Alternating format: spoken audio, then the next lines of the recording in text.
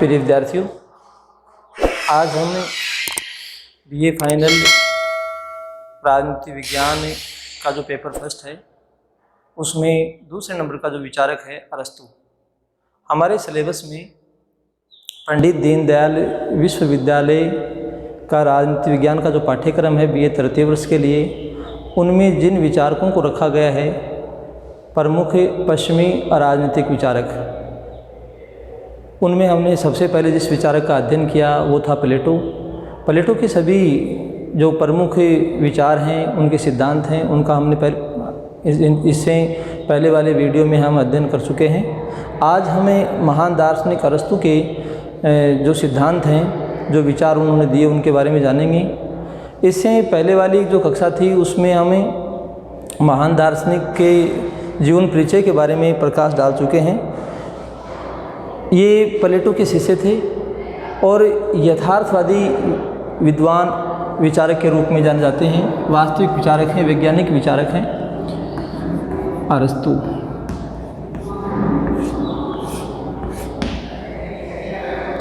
अरस्तु ने मानव को एक सामाजिक प्राणी के रूप में चित्रित किया है।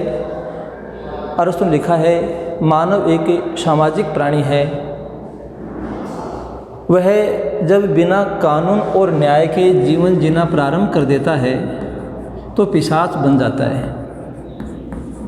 वह पिशाच में बदल जाता है। उसकी जो अंतर्निहित जो भावनाएं होती हैं वह बदल जाती हैं। व्यक्ति इनसे शासित होता है। कानून और न्याय, ये इनके बिना यदि वह जीवन ज्ञापित करता है तो वह पिशाच बन जाता है।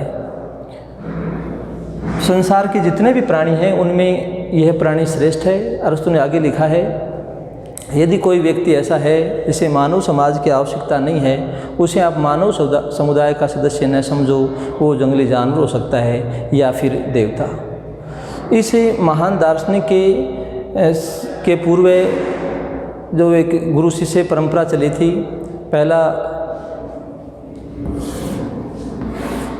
पहला जो सोपान था वो सुकरात था। दूसरा जो सोपान था द्वितीय सोपान के रूप में प्लेटो, और तीसरा सोपान है वह अरस्तु के रूप में था।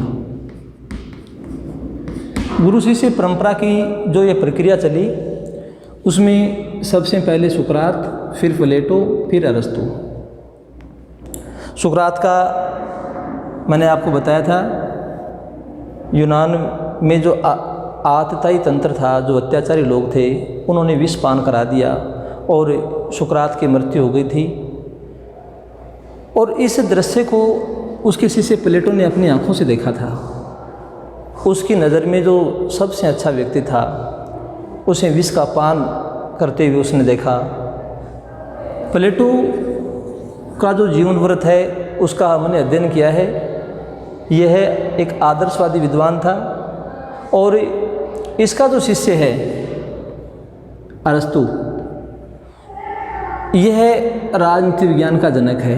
देखो, सुकरात है वो राजनीति विज्ञान का जनक नहीं है, प्लेटो राजनीति विज्ञान का जनक नहीं है। इनकी कोई विशेष जो क्रमबद्ध सिद्धांत है उन सिद्धांतों का कहीं पर निरूपण नहीं होता है।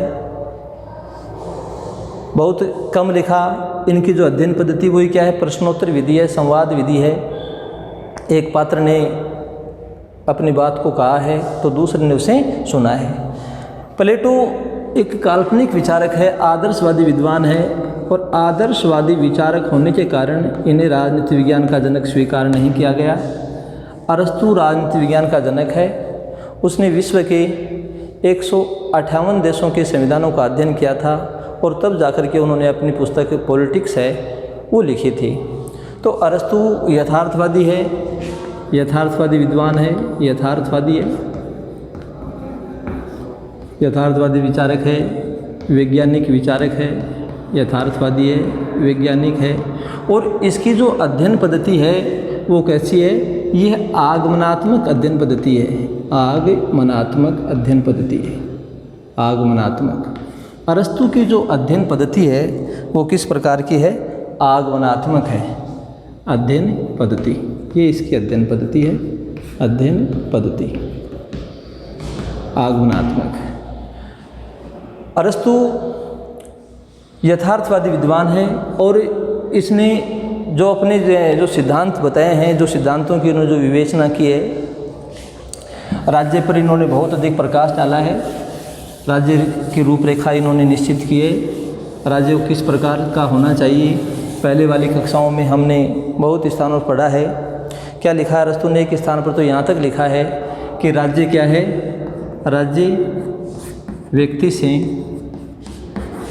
से पूर्व का संगठन है, पूर्व का संगठन है।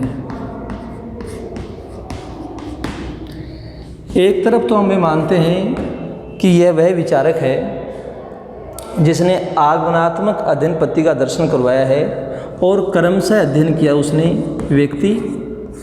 व्यक्ति के बाद में समाज और समाज के बाद में राज्य।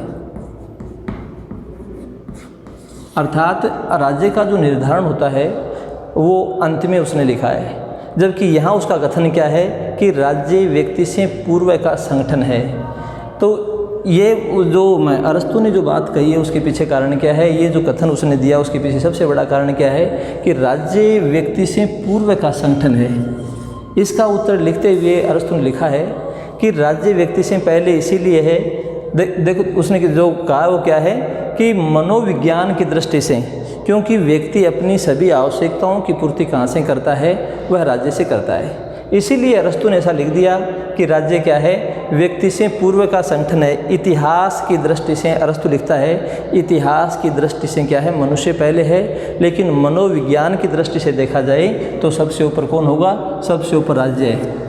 व्यक्ति अपनी जो मूलभूत आवश्यकताओं की पूर्ति है, राज्य क्या है? सर्वोच्च समुदाय है, समुदायों का समुदाय है, यह सर्वोच्च समुदाय है। तो व्यक्ति इसी के अधीन है।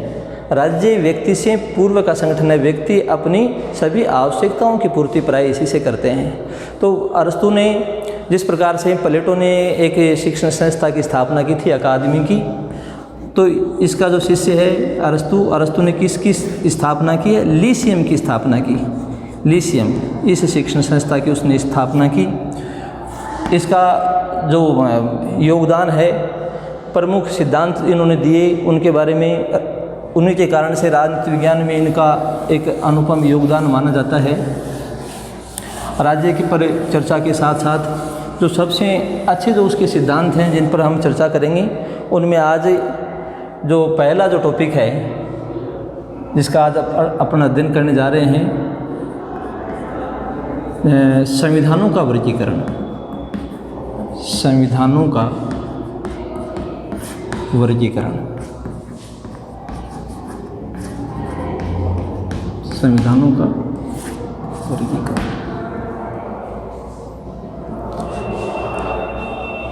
ये जो विषय है बड़ा उपयोगी विषय है, संविधानों का वर्गीकरण।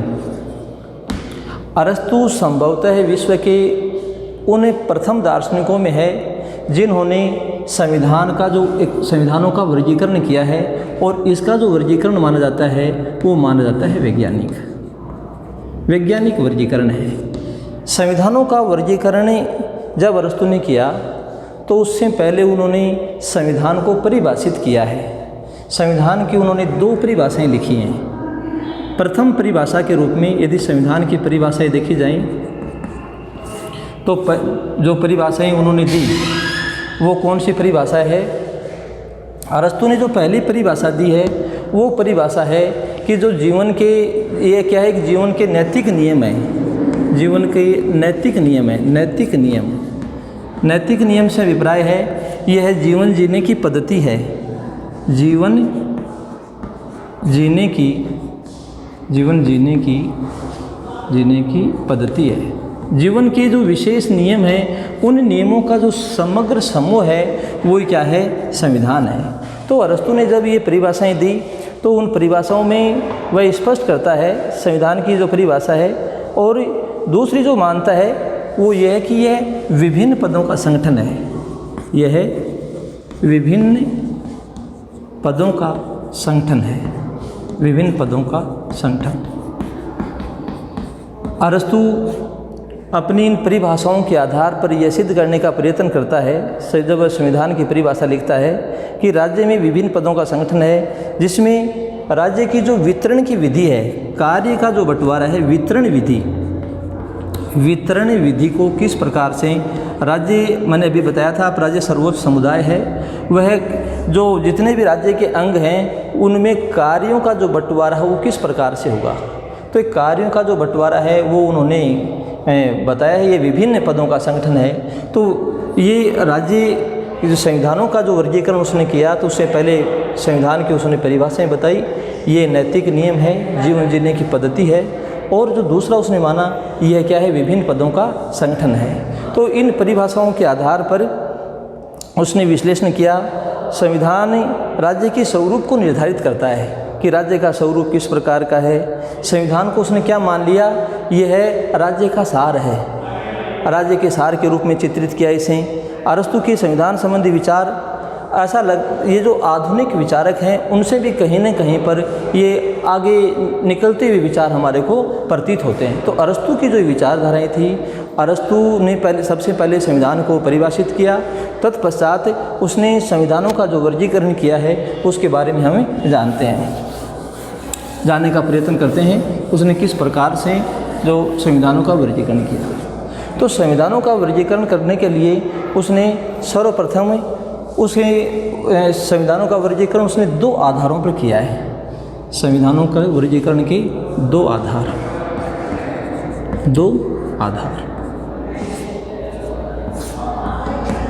पहला आधार वो मानता है संख्या के आधार पर, संख्या का आधार, और दूसरा जो उसने माना वो है उद्देश्य के आधार पर, उद्देश्य के आधार पर 2 आधारों पर उसने विवेचना की है। संख्या का आधार, संख्या के आधार से अभिप्राय ये है कि जो शक्ति है, राज्य की जो शक्ति है, उस शक्ति का प्रयोग करने वाले व्यक्तियों की संख्या कितनी है। वो संख्या कम भी हो सकती है और वह संख्या क्या हो सकती है, अधिक भी हो सकती है। इसी प्रकार से जो उसने उद्देश्य का आधार लिया कि शासन करने वाले जो व्यक्ति हैं, इसमें एक हो सकती है या उससे अधिक हो सकती है या फिर अनेक व्यक्ति हो सकते हैं। संख्या के आधार वाले की बात करें तो उद्देश्य के आधार की बात यदि देखी जाए तो जो शासक लोग हैं, जो सर्वोच्च सत्ता में हैं, उनका उद्देश्य क्या है शासन करने का।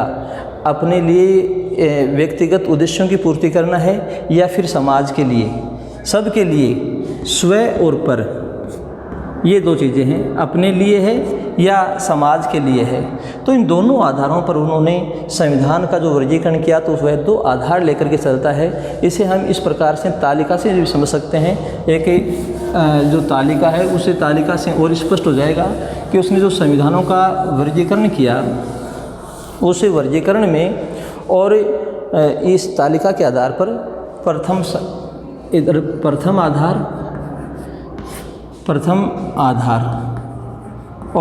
आधार किसका है, संख्या का है। प्रथम आधार संख्या का है और शासन करने वाले व्यक्तियों की संख्या इसमें आ जाएगा। शासन करने वाले व्यक्तियों की संख्या, शासन जो कितने व्यक्ति हैं, संख्या, शासन करने वाले व्यक्तियों की संख्या। तो इसमें एक व्यक्ति है और कुछ व्यक्ति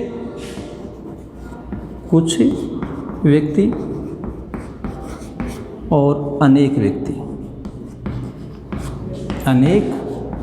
व्यक्ति।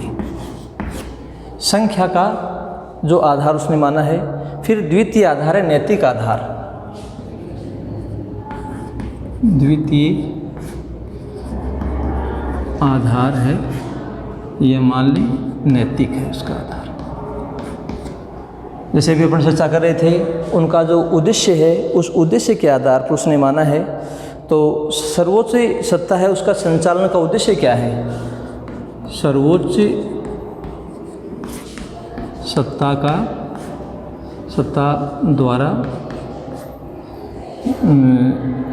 जो सत्ता द्वारा संचालित किस प्रकार से उसका संचालन हो रहा है उसके आधार पर सर्वोच्च सत्ता द्वारा जो संचालित है वो किस प्रकार से हो पाती है। तो स्वाभाविक रूप से इसके दो रूप बांट दिए, एक स्वाभाविक है और दूसरा कैसा है स्वरूप है उसका विकृत स्वरूप है।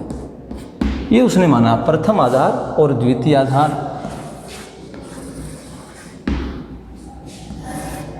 प्रथम आधार है और ये उसका दूसरा आधार हो गया। फिर प्रथम आधार साथ ये इस प्रकार से जो व्यक्तियों की संख्या आ गई और सर्वोच्च सत्ता को किस प्रकार से संचालित कर रहे हैं और इसके उसने दो आधार मान लिए, स्वाभाविक और विकृत। तो शासन कर सत्ता में यदि एक व्यक्ति होगा तो जो यदि बात कही जाए एक व्यक्ति के द्वारा तो स्वाभाविक स्वरूप है उसका राजतंत्र, स्वाभाविक स्वरूप है राजतंत्र। और जब यह विकृत अवस्था में आता है तो यह निरंकुश तंत्र में परिवर्तित होता है। निरंकुश तंत्र, यह निरंकुश हो जाता है। द्वितीय आधार निरंकुश हो गया। फिर यदि कुछ व्यक्तियों की बात करें तो कुछ व्यक्ति शासन सत्ता में आते हैं तो ये हो जाता है कुलीन तंत्र। कुलीन तंत्र। और इसका जो विकृत रूप देखें कुलीन तंत्र का तो वह है वर्ग तंत्र। वर्ग तंत्र में वह परिणित हो जाता है। इसी प्रकार से जब अनेक व्यक्ति शासन सत्ता में होते हैं तो संयत प्रजातंत्र, संयत प्रजातंत्र जो लोकतंत्र या भीड़ तंत्र में जाता है। लोकतंत्र या फिर कह सकते हैं भीड़ तंत्र में परिणित हो जाता है। भीड़ तंत्र में परिणित हो जाता है। अरस्तु ने अपने संविधानों का जब वर्गीकरण उसने समझाया है, संविधानों के वर्गीकरण की बात को स्वीकार किया उसने, तो प्रथम आधार दूसरा आधार उसका नैतिक आधार, प्रथम आधार है वो संख्या के आधार पर है और शासन करने वाले व्यक्तियों की संख्या, इसमें जो देखा गया शासन करने वाले व्यक्तियों की संख्या कितनी है, एक व्यक्ति, कुछ व्यक्ति हैं इसमें, अनेक व्यक्ति। एक दूसरे आधार और प्रथम आधार में दोनों में संबंध भी उसने स्थापित किया है। एक व्यक्ति यदि शासन सत्ता में है तो शासन का जो स्वाभाविक स्वरूप है, इसे हम ऐसे भी कह सकते हैं कि ये स्वरूप कैसा है, ये शुद्ध है, और जो विकृत है ये कैसा है, ये अशुद्ध है। शुद्ध और अशुद्ध ये विकृत स्वरूप है उसका। शासन सत्ता में जब एक व्यक्ति कार्य करता है उसका जो शुद्ध रूप होता है वो होता है राजतंत्र।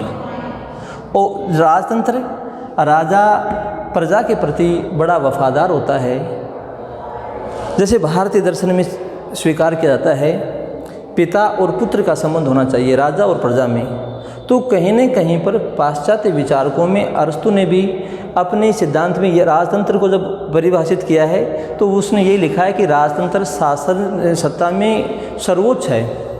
शासन का यह स्वरूप सबसे सर्वोच्च स्वरूप है और राजा को प्रजा की चिंता करनी चाहिए। वह अपने व्यक्तिगत स्वार्थों की किसी प्रकार से भी पूर्ति नहीं करता है। शासन के इस रूप के कारण से राजतंत्र सर्वोच्च शासन तंत्र के रूप में उसने स्थापित किया है। जब इसका ये जो विकृत स्वरूप है कब पैदा हो जाता है, यह उस समय प्रारंभ हो जाता है जब राजा अपनी प्रजा को भूल करके और केवल अपने ही स्वसिद्धि में लग जाता है, अपने ही स्वार्थ की पूर्ति में लग जाता है, तो निरंकुश तंत्र की स्थापना यहाँ पर हो जाती है। अब राजा पर वह प्रजा से किसी प्रकार का भय नहीं खाता है, न उसे किसी प्रकार के कानून का भय रहता है। उसके बनाए हुए जो नियम हैं वही शासन विधान है, उसी के अनुसार वह करता है। और ये बड़ी अत्याचारी स्थिति है, बड़ी अराजकता की स्थिति यहाँ पर पैदा हो जाती है। फिर हमने देखा जो प्रथम आधार है उसमें कुछ व्यक्ति हैं, तो कुछ व्यक्ति जब होते हैं तो जो शासन तंत्र की जो स्थापना होती है वो होता है कुलीन तंत्र, सभ्य व्यक्तियों का शासन। और देखो इसमें होता क्या है कि जो प्रथम आधार है, जो द्वितीय आधार में जो स्वाभाविक दृष्टिकोण है, राजतंत्र है, कुलीन तंत्र है और संयत प्रजातंत्र है, तो ये शुद्ध रूप हैं शासन के। इसमें होता क्या है कि जो राजा लोग होते हैं, जो शासन करने वाले जो लोग होते हैं, उनमें जो भावनाएं होती हैं वो प्रजा के कल्याण के लिए भावनाएं होती हैं, प्रजा का कल्याण उनमें सुनिश्चित होता है। तो कुलीन तंत्र में प्राय वही विचारधाराएं होती हैं, उनके प्राय ठीक वैसे ही विचार होते हैं जो किस पक्ष के होते हैं, राजतंत्र के होते हैं। समय बदलता है और जब ये कुछ व्यक्ति हम मान सकते हैं 20 से 30 व्यक्तियों की संख्या इसमें प्राय अधिक रहती है, तो जो कुछ व्यक्ति इसमें शासन का जो कार्य करते हैं, कुछ समय के बाद में कितनी भी शासन व्यवस्थाएं अच्छी क्यों न हो, कुछ समय बाद में उसमें परिवर्तन आ जाता है। और यह परिवर्तन, देखो अरस्तु ने क्या लिखा है कि संविधान में परिवर्तन को उसने क्या लिखा है, संविधान में जो परिवर्तन होता है उसे ही क्रांति की परिभाषा दी है। अरस्तु के अनुसार क्रांति क्या है, तो संविधान में परिवर्तन होना ही क्या कहलाता है, उसके अनुसार क्रांति कहलाता है। यहाँ बहुत सारी क्रांति हो रही हैं। राजतंत्र जैसे ही निरंकुश तंत्र में बदला, कुलीन तंत्र और किस में परिणित होगा, हमेशा वर्ग तंत्र में परिणित होगा। क्योंकि ये जो स्थिति है, ये अधिक अच्छी व्यवस्थाएं, अरस्तु लिखता है कि ये अधिक समय तक नहीं टिक पाती हैं, निश्चित रूप से शासन व्यवस्था में कुछ दोष पैदा हो जाते हैं। तो कुलीन तंत्र किस में परिणित हो जाता है, वर्ग तंत्र में। ये जो 20 से 30 व्यक्ति होते हैं, ये अपने हित की साधना करने लग जाते हैं। फिर समय बदलता है और जो संयत प्रजातंत्र है वो किस में बदल जाता है, वो लोकतंत्र या भीड़तंत्र में बदल जाता है।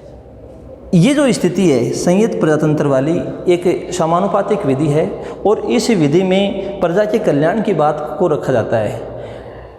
जिस लोकतंत्र को हम मानते हैं कि जनता के लिए जनता द्वारा जो शासन है, शासन की जो व्यवस्थाएं होती हैं, इसमें जनता बड़ी सुखी रहती है, जनता बहुत सुखी रहती है संयत प्रजातंत्र में। लेकिन जब इसमें शासन करने वाले लोग अपने स्वार्थों के वशीभूत हो जाते हैं, तब इस तंत्र की स्थापना हो जाती है, लोकतंत्र या भीड़तंत्र की जो अवधारणा है। और उसके पीछे कारण क्या है कि इसमें जो धनवान व्यक्ति हैं, जो गरीब व्यक्ति हैं, जो शिक्षित लोग हैं, जो अशिक्षित लोग हैं, उन सबको समान देखा जाता है, समान दृष्टि से देखा जाता है। और यही कारण है कि इसमें जो स्थिति है वो बड़ी भयावह हो जाती है। ये जो अवधारणा है लोकतंत्र और जो जिसे हम भीड़तंत्र की जो बात कर रहे हैं, तो यहाँ पर बड़ी अराजकता की स्थिति है। इस सिद्धांत को और उन्होंने स्पष्ट करने के लिए अरस्तु ने संविधानों का चक्रीय प्रक्रम हमारे सामने रखा। संविधानों का चक्रीय प्रक्रम,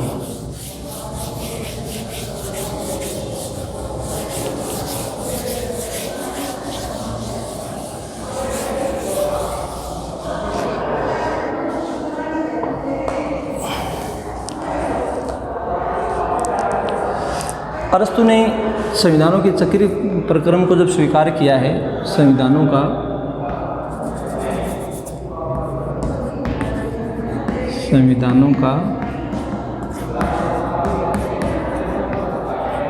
चक्रीय परिवर्तन, प्रक्रम या परिवर्तन, संविधानों का चक्रीय परिवर्तन। जैसे अभी हमने देखा कि जो राजतंत्र है वो निरंकुश तंत्र में बदल गया, इसी प्रकार से जो कुलीन तंत्र है वो वर्ग तंत्र में परिणित हो जाता है, और जो संयत प्रजातंत्र है या बहुतंत्र, वो अरस्तु ने क्या लिखा है, वो भीड़तंत्र या लोकतंत्र में परिणित हो जाता है। बहुत सारे विद्यार्थियों के इस बारे में प्रश्न आते हैं कि यह व्यवस्था अधिक समय तक क्यों नहीं चल पाती है, इसके पीछे क्या कारण है। हमेशा राजतंत्री क्यों नहीं रहता, हमेशा संयत प्रजातंत्री क्यों नहीं रहता, हमेशा जो कुलीन तंत्र है वो क्यों नहीं बना रहता है, ये स्थिति बदल क्यों जाती है। इसका उत्तर अरस्तु ने दिया है कि जिस प्रकार से प्रकृति परिवर्तनशील है, प्रकृति का विशेष जो नियम है उसमें परिवर्तन होना अवश्य है। एक जैसी जो स्थिति है वो हमेशा नहीं रहनी है, बदलना है उसे। अपने आप में कुछ भी नहीं होगा तो बदलेगा, कुछ भी नहीं होगा तो बदलाव होगा, ये प्रकृति का नियम है। हमेशा राजतंत्र इसीलिए नहीं रहा, क्या लिखा है अरस्तु ने, कि प्रकृति परिवर्तनशील है, और इसीलिए उसने एक प्रक्रम दिया है। सबसे पहले जैसे हम चर्चा कर रहे थे, क्या था, राजतंत्र। राजतंत्र को उसने सर्वश्रेष्ठ शासन प्रणाली के रूप में स्वीकार किया। और कैसा स्वरूप है आप बता सकते हैं, यह है शुद्ध स्वरूप है।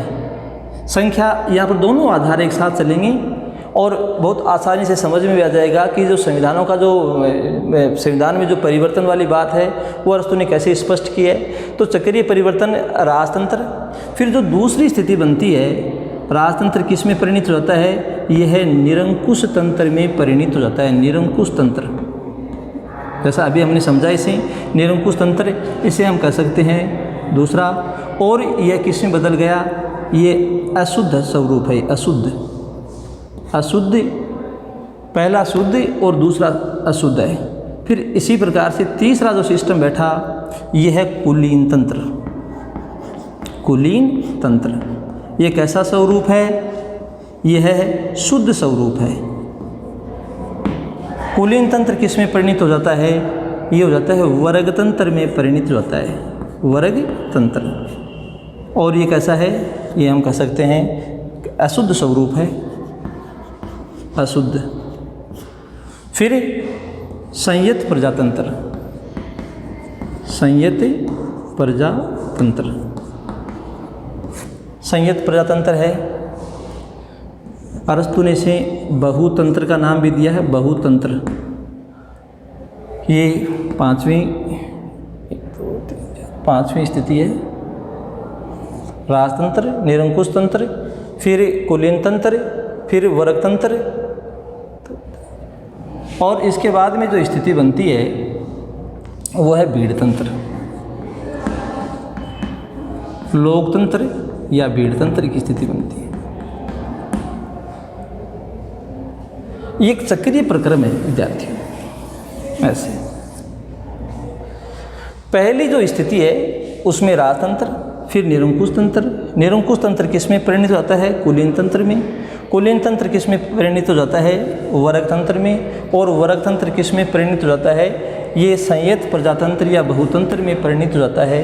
और पहला स्वरूप शुद्ध है, दूसरा अशुद्ध, फिर शुद्ध, फिर ये अशुद्ध स्वरूप, फिर ये संयत प्रजातंत्र शासन का कैसा स्वरूप है, ये शुद्ध स्वरूप है। और ये कैसा स्वरूप है, ये अशुद्ध या विकृत है।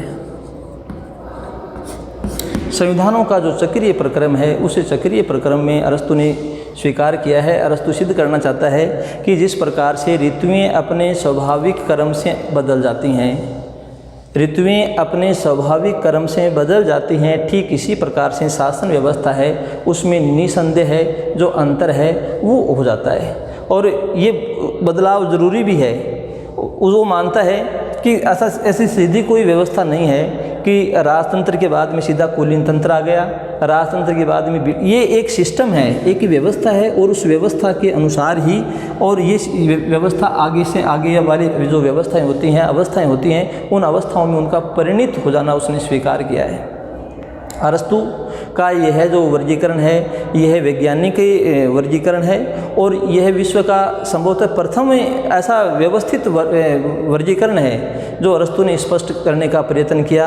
प्राचीन काल में, आज तो हम कह सकते हैं राजनीति विज्ञान की जो प्रकृति है वो भी बड़ी बहुआयामी है, विभिन्न प्रकार के शोध चल रहे होते हैं। तत्कालीन समय में यूनान छोटे छोटे नगर राज्यों में विभक्त था। अब यदि इसकी आलोचना की जाए तो वो एक अलग विषय है। अरस्तु की वर्तमान समय में इस संविधानों का जो वर्गीकरण है इस विषय की बहुत अधिक आलोचनाएं की गई हैं और उन आलोचनाओं में विद्वानों ने जो नाम रखे हैं उनमें हम कह सकते हैं सिनक्लेयर का नाम आता है। सिनक्लेयर ने इसकी आलोचना की है, सिनक्लेयर ने इसकी आलोचना की है, बर्गेस ने इसकी आलोचना की है, गार्नर ने इसकी आलोचना की है। वर्तमान समय में विद्वानों ने इसकी जो आलोचनाएं की हैं, सीले के द्वारा इसकी आलोचना की गई, सीले के द्वारा इसकी आलोचना की गई। आलोचक बहुत हैं। सीले ने तो इसके बारे में यहाँ तक लिखा है कि अरस्तु ने अपने समय के नगर राज्यों का वर्गीकरण किया है, जैसे आज के जो राष्ट्रीय, बहुराष्ट्रीय और भीमकाय जो राज्य हैं उन राज्यों की जो व्यवस्थाएं हैं उन व्यवस्थाओं के अनुसार नहीं है। तो अब तत्कालीन समय में जो नगर राज्य थे उन नगर राज्यों के आधार पर ही उसने अपने इस विषय का उसने अध्ययन किया। विद्वान लोग मानते हैं कि यह सरकारों का वर्गीकरण है, राज्यों का नहीं। इस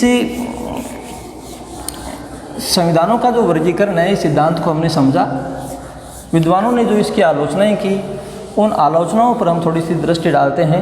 अरस्तु की किस प्रकार से आलोचना की जाती है, ये है सरकारों का वर्गीकरण है, सरकारों का वर्गीकरण मानते हैं।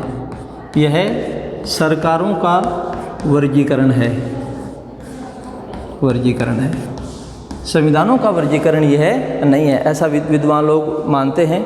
दूसरा, मौलिकता का अभाव, मौलिकता का अभाव, मौलिकता का अभाव, यह इसका स्वयं का अपना नहीं है।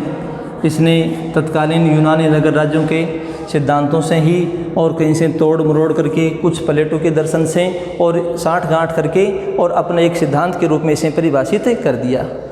संविधान, राज्य और शासन, संविधान, राज्य और शासन, ये तीनों शब्द वर्तमान समय की जो पारिभाषिक शब्दावली है राजनीति विज्ञान की, उसके अनुसार से सब अलग अलग हैं। शासन व्यवस्था है वो प्राय अलग है। तो ये सब सरकार, संविधान, राज्य और शासन, ये सभी शब्द, सभी विचार और सभी सिद्धांत अलग अलग हैं। आज संविधान के अंतर्गत सब आता है। राज्य की जो व्यवस्थाएं होती हैं, उन राज्य की व्यवस्थाओं का संचालन शासन के द्वारा किया जाता है और वह संविधान के द्वारा होता है, उसमें सरकारें काम करती हैं। तो वर्तमान समय के हिसाब से ये सभी शब्द अलग अलग हैं। अरस्तु ने प्राय एक ही समझने का प्रयत्न किया है। वो स्थान स्थान पर लिखता है संविधान, राज्य और शासन, तो कहीं पर आलोचक ये उस पर आक्षेप लगा रहे हैं कि ये उनके जो विचार हैं वो प्राय पर्यायवाची हैं। उनके शब्दों में उन्होंने पर्यायवाची मान लिया, जबकि पर्याय नहीं है, हम सब जानते हैं, सब ये अलग अलग हैं। तो ये जैसे वैज्ञानिक विचारक था, इस पर आरोप लगाया जा रहा है कि इस प्रकार का जो सिद्धांत है वो अवैज्ञानिक सिद्धांत है। अवैज्ञानिक कहकर के इस सिद्धांत की आलोचना की गई। तो प्रजातंत्र को उचित स्थान नहीं दिया गया। आज वर्तमान समय में यदि हम बात करें तो शासन का जो सबसे अच्छा जो स्वरूप माना जाता है वो है प्रजातंत्र। तो प्रजातंत्र को उचित स्थान नहीं दिया, उचित स्थान नहीं दिया, स्थान नहीं है। लोकतंत्र वर्तमान समय में जितने भी शासन व्यवस्थाएं विश्व में जिनका अध्ययन किया गया, आधुनिक युग में प्रजातंत्र को सर्वोच्च स्थान प्राप्त है। और अरस्तु ने, प्लेटो ने तो इसकी आलोचना की थी। सर्वाधिक जो कठोर आलोचक माना जाता है लोकतंत्र का, वो हम मानते हैं प्लेटो को, लेकिन उसका शिष्य जो एक वैज्ञानिक विचारक था वह भी प्रजातंत्र को एक समुचित स्थान नहीं दे पाया। उसने भी जो राजतंत्र है उसको प्रश्रय दिया। सारी स्थिति, सारी शक्ति वो राजतंत्र में ही स्वीकार करता है कि यह सबसे अच्छी व्यवस्था है शासन की। तो वर्तमान समय में लोकतंत्र को संपूर्ण विश्व अपना रहा है प्रजातंत्र को, और अरस्तु ने उसे एक उचित स्थान प्रदान नहीं किया गया। तो और वर्तमान समय में एक और हम आलोचना कर सकते हैं कि आधुनिक समय के हिसाब से, आधुनिक समय में यह जो सिद्धांत है, आधुनिक समय के हिसाब से यह तर्कसंगत प्रतीत नहीं होता है। अंतिम इसकी जो आलोचना है वह अरस्तु का वर्गीकरण है आधुनिक राज्यों पर, आधुनिक राज्यों पर, आधुनिक राज्यों पर खरा नहीं उतरता है, खरा नहीं उतरता है, उतरता है, प्रासंगिक नहीं है। आधुनिक राज्यों पर, जैसे अभी चर्चा कर रहे थे अपने कि अरस्तु ने जो अपनाया, ये जो विचार रखे, ये तत्कालीन समय की जो नगर राज्य थे, यूनान के छोटे छोटे नगर राज्य, और बहुत जल्दी उनमें शासन व्यवस्थाएं भी बदल जाती थी, परिवर्तित हो जाती थी। तो उनमें परिवर्तन होना और वर्तमान समय की जो परिस्थितियां हैं, इस शासन विधान में परिवर्तन होना, इन दोनों में बहुत अधिक अंतर है। तो अरस्तु का वैज्ञानिक वर्गीकरण वो मानता था आधुनिक राज्यों पर वह खरा नहीं उतरता है, वर्तमान समय में इसे लागू नहीं किया जा सकता है। और भी अन्य आलोचनाएं हम कह सकते हैं कि जो परिवर्तन चक्र है वह त्रुटिपूर्ण है। जैसे मैंने अभी आपको बताया था कि जिस प्रकार से राजतंत्र है वो क्या मानता है, राजतंत्र किस में बदलेगा, निरंकुश तंत्र में बदलेगा, और ये क्रमशः हुआ। उसने यहाँ तक लिखा है कि ये कैसा है, ये जो निरंकुश तंत्र की यदि हम बात करें तो ये राजतंत्र के बाद में निरंकुश तंत्र आएगा। क्यों, यदि सीधा ही ये आ गया, भीड़ तंत्र आ गया तो क्या कर लेंगे। इसके बारे में अरस्तु ने किसी प्रकार की कोई व्यवस्था के दर्शन नहीं करवाए हैं। राजतंत्र से वर्गतंत्र की स्थापना होगी तो क्या स्थिति होगी आप समझ सकते हैं। कैसे भी कर लें, वर्गतंत्र यदि निरंकुश तंत्र में परिणित हो गया तो इस प्रकार की अरस्तु ने अपने सिद्धांतों में कहीं पर नहीं रखा है। राजतंत्र का जो चित्रण किया गया है वो एक प्रकार से उसने काल्पनिक चित्रण किया है। आलोचक हैं और इन आलोचकों ने विभिन्न प्रकार से इसकी आलोचना की है। अब इस सिद्धांत का महत्व क्या है? अरस्तु का जो संविधानों का जो वर्गीकरण है उस सिद्धांत का आलोचनाओं के बावजूद हम कह सकते हैं इसका बड़ा व्यापक महत्व है। इसी सिद्धांत के द्वारा आगे आने वाले समय में यह एक बुनियाद का रूप बना, एक बुनियादी विचार, एक नींव का जो प्रथम पत्थर होता है, एक आधार है, वो आधार इस सिद्धांत ने तैयार किया। संविधानों का जो वर्गीकरण है आगे चल कर के वर्तमान समय के जो विद्वान राज्य की जो उपयोगिता है, संविधान की जो उपयोगिता है, उसको इस सिद्धांत के कारण से समझ सके। तो ये केवल आलोचना का विषय नहीं है। अरस्तु का जो उसने सिद्धांत दिया ये वैज्ञानिक विचारक था और वैज्ञानिकता के साथ में उसका संपादन भी किया।